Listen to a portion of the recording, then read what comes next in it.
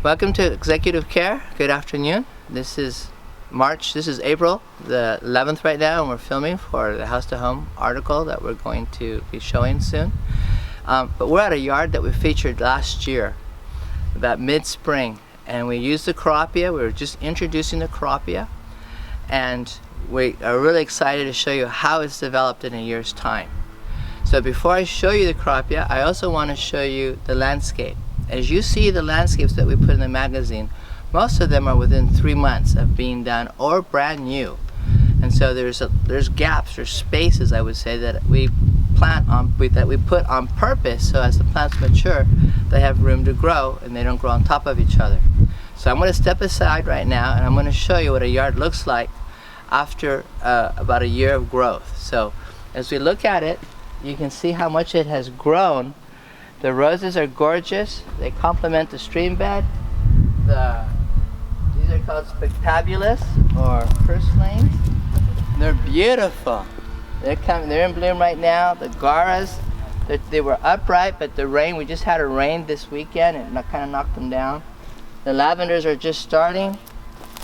The grasses are just starting.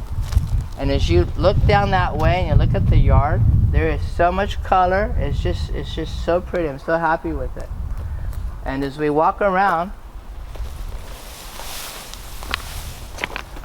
I just want you to look at it and see how the plants are filling in. Now, when we landscape, I landscape to the 3rd year in mind. So keep in mind that we still have another 2 more years of growth. And so there needs to be space right now, and there is, because it's a 3-year-old mature landscape that I space for. So it's doing perfect. Now I'm going to show you the cropia. You can see it right there, how much it's filled in. It's like a green carpet. I love the green that it has. Here comes some of the yarrows in bloom too. But the cropia, so last spring, what we were showing were runners. And this because we started with plugs. Now we're using another source. It doesn't have plugs, they have sod. And so the cropia, when it comes, it looks just like this. But what I see happening right now is that the cropia is beginning to grow up, and if you look in here, it's beginning to kind of grow up and over the runners. And so that's going to be really cool. Another month, I expect to see the runners, like over here, where you see a little bit more. Remember in the last video, like back in June, I said it was super photosensitive.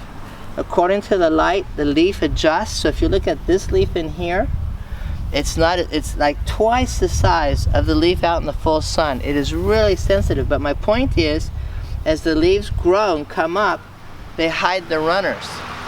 So that concern of runners that we had last year, I don't see that as a problem. As we continue to walk, you can see the different plants to our left in bloom.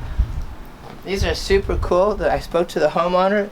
These are called snake plants. They've been blooming now. Let's see, this is April the 12th, I said. They've been blooming since the middle of March, and they're going to bloom all summer long. And we have our smoke plant, our smoke tree, and the reason why it's called that is that as these mature, they will flower, and the flower looks like whiffs of smoke. It's really cool. So anyhow, that's the yard, and I just kind of want you to look at it, kind of pan around, look at it all, and particularly pay attention to the cropia, because there was some concern with the runners last year, and I don't find that to be a concern now. And like I said, especially now that we have another source for cropia, we don't have that concern. So I want you to be confident with it. It's a great lawn alternative, and we're excited to try it out. But overall, in the landscape itself, with respect to spacing and allowing the plants to grow, is really pretty. I'm really happy with how this yard is turning out. So thank you, and we'll be talking again. Take care. Bye-bye.